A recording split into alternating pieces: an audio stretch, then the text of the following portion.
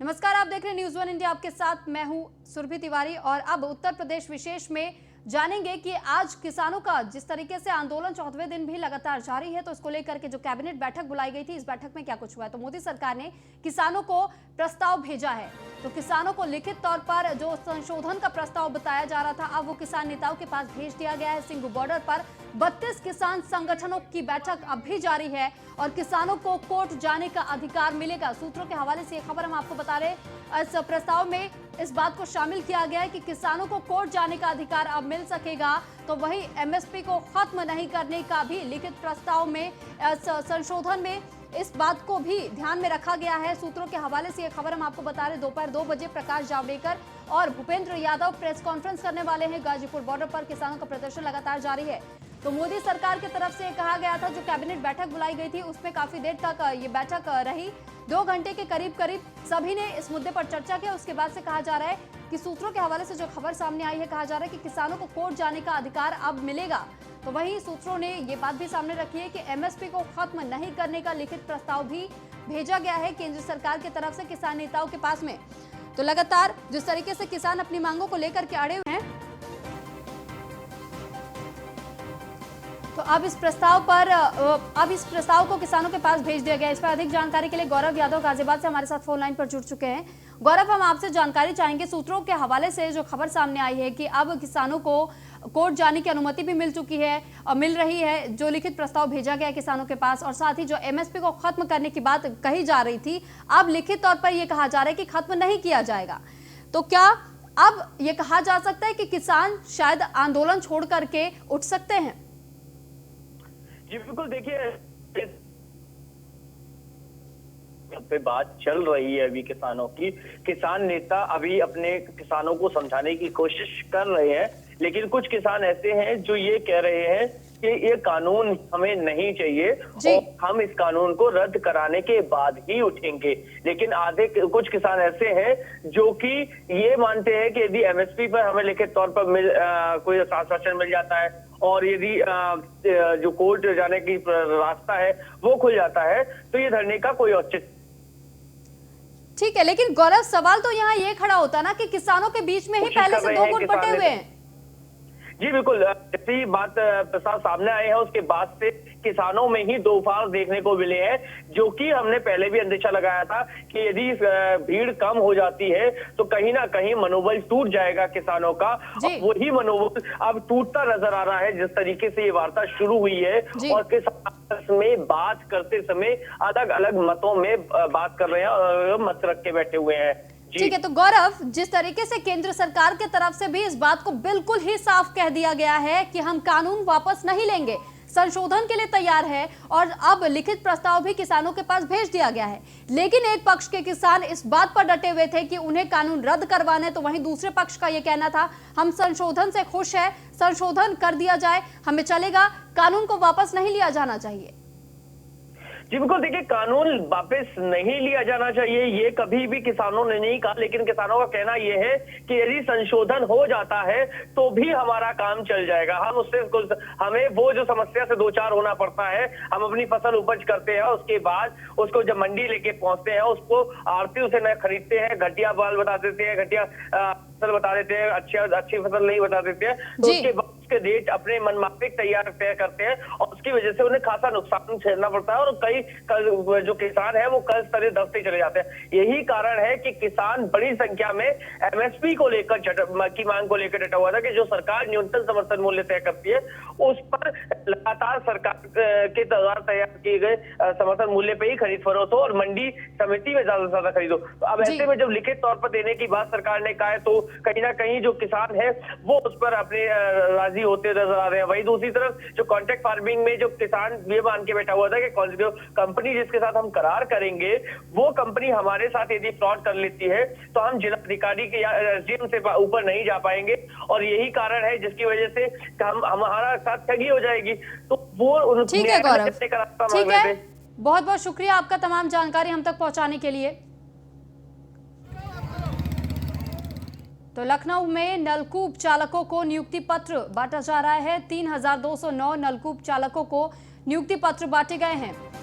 तो अभ्यर्थियों से सीएम योगी कर रहे हैं वर्चुअली संवाद। वर्चुअल माध्यम से सीएम योगी आदित्यनाथ संवाद करते हुए उन्होंने नियुक्ति पत्र बांटे हैं और नौकरियां देने का रिकॉर्ड अब बनने वाली है सरकार, क्योंकि 4 लाख नौकरियां देने का रिकॉर्ड बनाने जा रही है सीएम योगी की सरकार।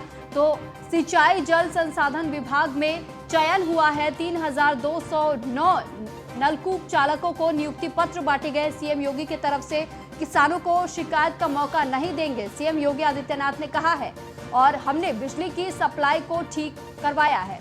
तो सीएम योगी आदित्यनाथ ने इस दौरान ये बातें भी सामने रखी है कि किसानों को किसी भी तरीके से परेशानी नहीं होगी और सप्लाई को भी, जो बिजली विभाग बताई जा रही, बिजली विभाग की तरफ से भी सप्लाई को ठीक करवाने का काम किया है। आदरणीय प्रधानमंत्री जी की जो मंशा है कि देश के अंदर किसानों की आय को दुगना करना है 2022 तक, तो 2022 तक किसानों की आय को दुगना करने के लिए 2022 हमारे लिए एक महत्वपूर्ण तिथि है। और वह तिथि है जब यह देश अपनी आज़ादी के 75 वर्ष पूरा कर रहा होगा। उन स्थितियों में हम देश की जनता को क्या देने जा रहे हैं? स्वाभाविक रूप से खेती किसानी देश का आधार है, हमारा अन्नदाता किसान है। और अन्नदाता किसान के लिए प्रधानमंत्री जी ने पिछले 6 वर्षों के अंदर जितने कार्यक्रम चलाए, चाहे वो प्रधानमंत्री फसल बीमा योजना हो, प्रधानमंत्री कृषि सिंचाई की योजना हो,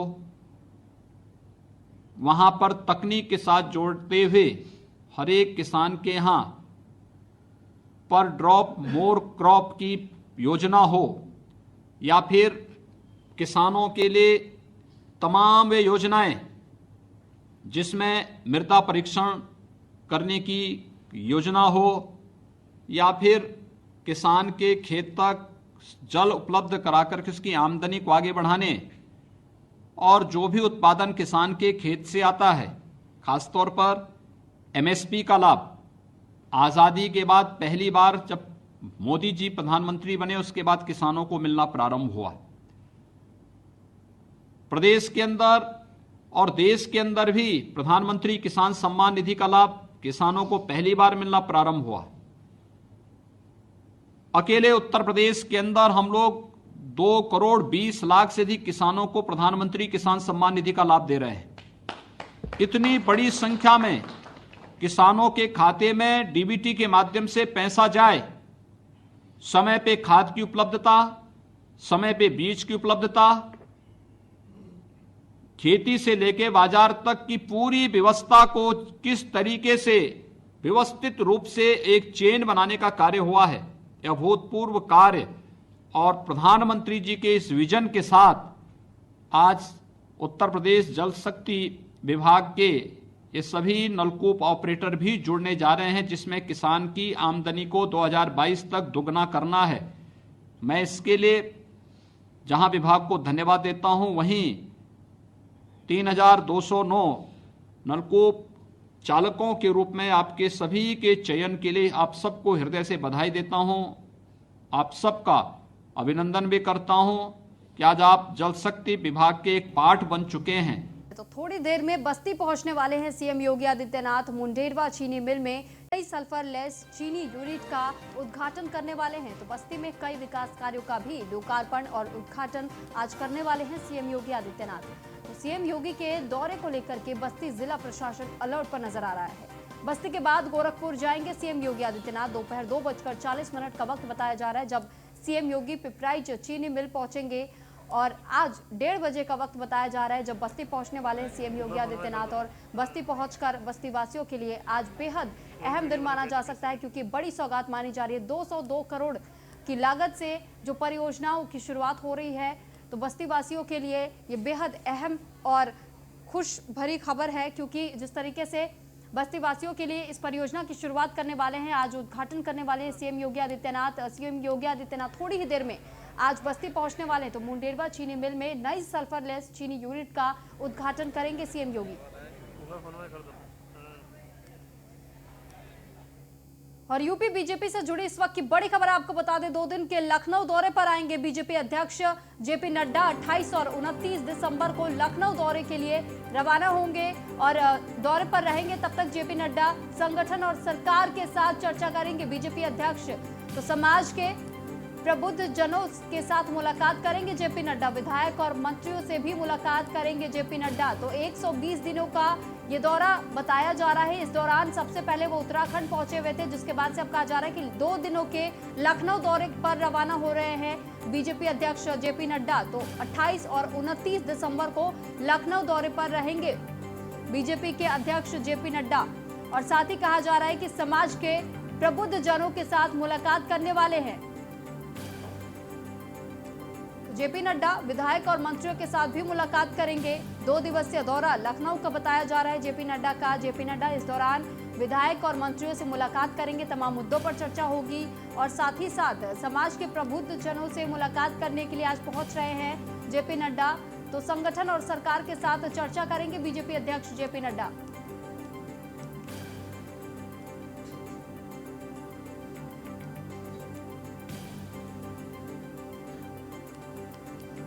तो इस वक्त की यूपी बीजेपी से जुड़ी बड़ी खबर मानी जा सकती है ये, क्योंकि 2 दिन के लखनऊ दौरे पर बीजेपी अध्यक्ष 28 नवंबर और 28 और 29 दिसंबर को लखनऊ दौरे पर बीजेपी नड्डा रहेंगे। संगठन और सरकार के साथ चर्चा करेंगे बीजेपी अध्यक्ष।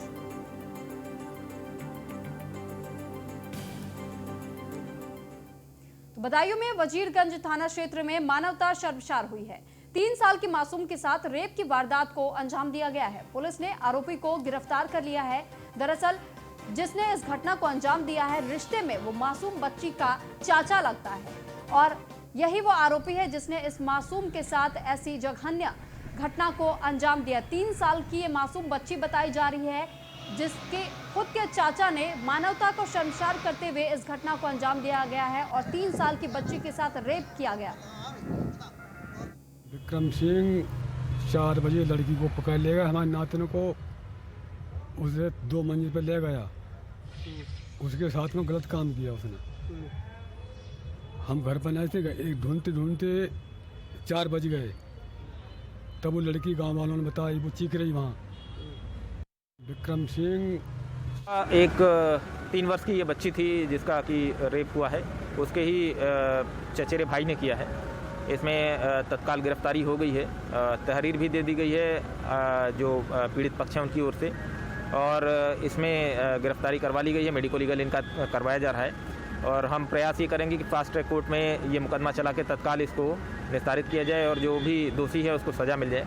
इसके अलावा सरकार की ओर से भी जो लाभ अनुमन्य होते हैं वो हम इनको दिलवा देंगे, सरकारी वकील करवा देंगे, जिससे कि इन्हें कोई वजीरगंज थाना क्षेत्र में एक माइनर लड़की के साथ सेक्सुअल असॉल्ट का केस सामने आया है। जो अक्यूज्ड है वो लड़की का ही चचेरा भाई है। अक्यूज को गिरफ्तार कर लिया गया है और रेलेवेंट सेक्शंस में FIR दर्ज कर आगे की कार्रवाई की जा रही है वजीरगंज थाना क्षेत्र में। और हमारे संवाददाता बदायूं से रितेश चौहान हमारे साथ इस पर अधिक जानकारी के लिए जुड़ चुके हैं। रितेश, हम आपसे जानना चाहेंगे, जो 3 साल की मासूम के साथ यह हैवानियत की गई है और कहा जा रहा है रिश्ते में यह आरोपी उसका चाचा लगता है, तो किस वक्त की यह घटना बताई जा रही है और इस पर पुलिस की तरफ से अब क्या कहना है? जी बिल्कुल, मैं आपको बता दूं, ये जो बच्ची थी ये अपने घर के बाहर खेल रही थी और जो रिश्ते में चाचा लगता है जी, वो इसको बहला फुसलाकर ले गया और इस घटना को जो ट्यूबवेल होता है खेत में, वहां पर ले जाकर उसने ट्यूबवेल के अंदर घटना को अंजाम दिया जी। और जब काफी समय बाद बच्ची नहीं वापस आई तो उसके परिजनों ने ढूंढना शुरू किया और वहां पर जो आसपास में लोग काम कर रहे थे उन लोगों ने बताया कि एक बच्ची की आवाज आ रही थी चीख पुकार की ट्यूबवेल से। तो जब उसके परिजन थे वो ट्यूबवेल पर पहुंचे तो उसमें देखा चाचा जो है उसका और जो बच्ची खून से लथपथ थी। ठीक है, बहुत बहुत शुक्रिया रितेश आपका तमाम जानकारी हम तक पहुंचाने के लिए। तो बरेली के मीरगंज और कस्बा शाही को जोड़ने वाला किच्छा नदी पर बना पुल क्षतिग्रस्त हो गया है, जिसकी वजह से 50 गांवों के गन्ना किसानों को परेशानी का सामना करना पड़ रहा है। पुल बंद होने से किसानों को मिल तक गन्ना पहुंचाने में परेशानी हो रही है और ऐसे में विधानसभा मीरगंज के पूर्व विधायक सुल्तान बेग ने प्रशासन और PWD विभाग के अधिकारियों को चेतावनी जारी की है। अगर रोड का आवागमन बंद कराया तो वे किसानों के साथ धरने पर बैठ जाएंगे। क्षेत्रीय भाजपा विधायक डॉक्टर डीसी वर्मा का कहना है कि पुल की शिकायत उन्होंने मुख्यमंत्री योगी से भी की है। जल्द ही शासन से पैसा स्वीकृत कराकर इस रोड की मरम्मत करा दी जाएगी।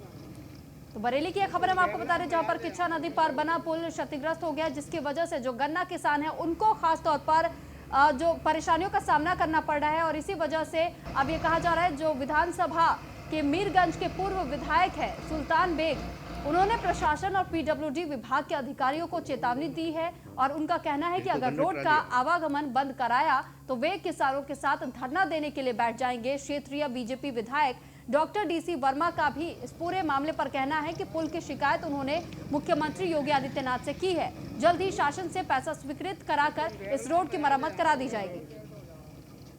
शेरगढ़ बहड़ी रोड और ये फतेहगंज से लेकर बहड़ी तक का जितना रोड है, इससे भी लोग उससे जुड़े हुए होते हैं।